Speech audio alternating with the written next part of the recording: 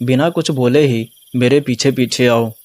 बाबा नदी पर चलने लगते हैं और सोमा बिना कुछ बोले बाबा के पीछे पीछे नदी पार कर लेती है।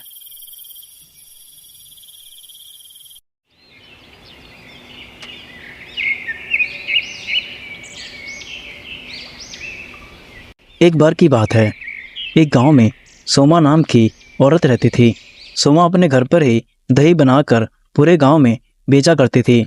सोमा का पति रामू हमेशा ही शराब के नशे में डूबा रहता था। सोमा हर सुबह मटके में दही डाल के दूसरे गांव में बेचा करती थी और सारा दही बेचने के बाद ही सोमा घर वापस आती थी। सोमा अपने काम में माहिर थी। वह अपने दही बेचने के काम से खुश रहती थी और हमेशा दही बेचने के बाद घर वापस आ जाती थी। फिर एक दिन सुबह होते ही सोमा रोज की तरह दही मटके में भरती है, उसे बेचने दूसरे गांव में जाती है। लेकिन सोमा आधे रास्ते में ही थक जाती है और आराम करने को सोचती है। हे राम जी, थक के मारे तो पैर उठ ही नहीं रहे हैं। एक काम करती हूँ, थोड़ी देर आराम कर लेती हूँ। सोमा पास ही पेड़ के नीचे आराम करने लगती है और तभी उसकी आंख लग जाती है। थोड़ी ही देर में जोरों से हवा चलने लगती है और पेड़ चमकने लगता है, जो कि एक जादुई फूल का पेड़ होता है। और पूरे पेड़ में एक ही फूल होता है जो हवा चलने से पास पड़े दही के मटके में गिर जाता है और सोमा को कुछ भी पता नहीं चलता है। और तभी सोमा की आंख खुलती है, लेकिन सब कुछ पहले जैसा हो जाता है और सोमा मटका ढकने वाला कपड़ा उठाती है और चली जाती है। हे राम जी, ये कपड़ा यहाँ कैसे आ गया? शायद हवा से उड़ गया हो। और सोमा दही का मटका सिर पर रख दही बेचने आगे चली जाती है। सोमा गांव में एक घर से दूसरे घर और तीसरे घर दही बेचती है और आगे चली जाती है। फिर दूसरे घर ही इसी प्रकार सोमा कई घरों में दही बेचती है और तभी उसे लगता है कि उसके दही का मटका उतना ही भारी था जितना कि वह घर से लेके आई थी। हे राम जी, मैंने तो इतना घरों में दही दे दिया, पर फिर भी मटका इतना भारी क्यों है? जरा देखो तो। सोमा मटके का कपड़ा हटा के देखती है कि मटका पूरे दही से भरा होता है, जिसे देख सोमा हैरान हो जाती है। हे राम जी, ये क्या? दही तो वैसे का वैसे ही है, पर मैंने तो इतना घरों में बेचा है, अब तक तो खत्म हो जाना चाहिए था। चलो एक गांव में और बेचाती हूँ, क्या पता दही खत्म हो जाए। सोमा दही खत्म करने के लिए दूसरे गांव में चली जाती है। दही देनो दही, खट्टी मीठी दही, दही देना। सोमा कुछ घरों में दही बेचते बेचते घर से बहुत दूर चली जाती है।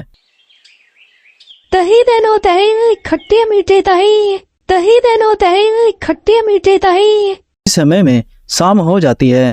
तभी सोमा एक जगह पर बैठ जाती है और सोमा हैरान हो जाती है, क्योंकि अभी भी दही पूरे मटके में भरा हुआ था। लेकिन सोमा को लगता है कि उसे घर वापस लौट जाना चाहिए। हे राम जी, दही का मटका तो अभी भी भरा हुआ है। पता नहीं मेरे साथ क्या हो रहा है, पर मुझे अब घर वापस जाना होगा। रात होने वाली है और मेरे पति गुस्सा करेंगे। पर सोमा जिस नदी को पार करके गई थी, अब उसी नदी को पार करके वापस जाना था। सोमा देखती है कि नाव वहाँ नहीं होता है, बल्कि नाव नदी के दूसरे किनारे पर होता है।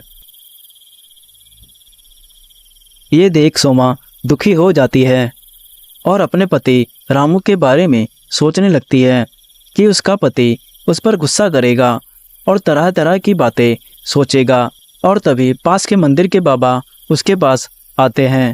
हे राम जी, ये क्या? नाव तो दूसरी ओर है, अब मैं नदी कैसे पार करूँगी? इतनी रात हो गई है, मेरे पति मुझ पर गुस्सा होंगे। बेटी, तुम इतनी रात गए यहाँ कैसे?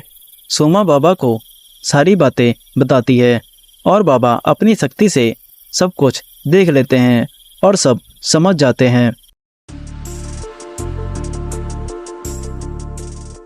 और सोमा को मंदिर में रुक जाने को कहते हैं, पर सोमा नहीं मानती है। बेटी, अभी आधी रात हो गई है, तुम कल सुबह चले जाना। आज की रात तुम मंदिर में रुक जाओ। नहीं बाबा, मेरे पति थोड़े शक्की स्वभाव के हैं, अगर वह गई तो वो कुछ और ही समझ लेंगे। ठीक है बेटी, मैं जैसा करता हूँ वैसा करो। बिना कुछ बोले ही मेरे पीछे पीछे आओ। बाबा नदी पर चलने लगते हैं और सोमा बिना कुछ बोले बाबा के पीछे पीछे नदी पार कर लेती है।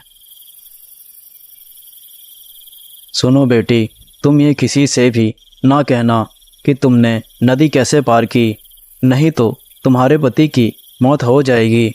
दूसरी ओर सोमा का पति गुस्से में होता है।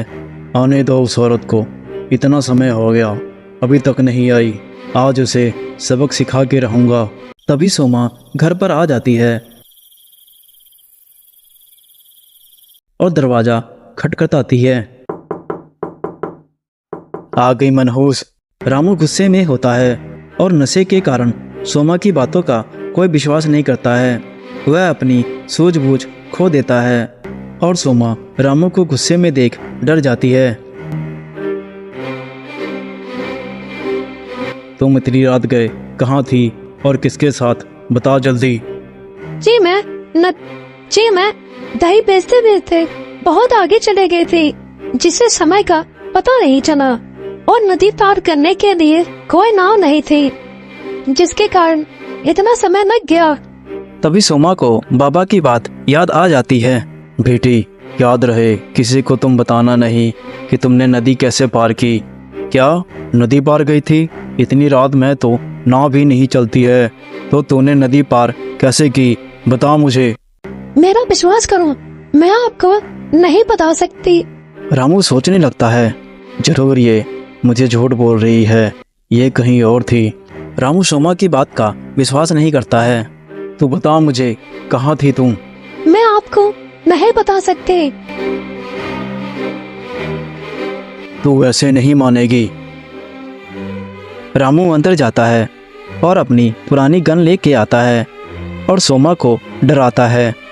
रामू सोमा से बार बार पूछता है और गुस्से में गोली चला देता है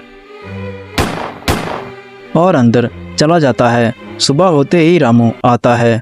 अरे मेरा सर, कितना दर्द है। रामू नीचे देखता है कि सोमा नीचे गिरी होती है और मर चुकी होती है और रामू को रात में हुई घटना के बारे में याद आ जाता है कि उसने ही सोमा को मारा है और रोने लगता है। हे भगवान, ये मैंने क्या कर दिया?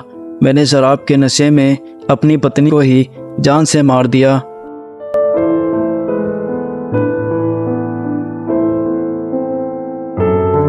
कुछ दिनों बाद बाबा सोमा के घर आते हैं और रामू से मिलते हैं। जी बाबा, कहिए किससे मिलना है आपको? बेटा, क्या सोमा यहीं रहती है?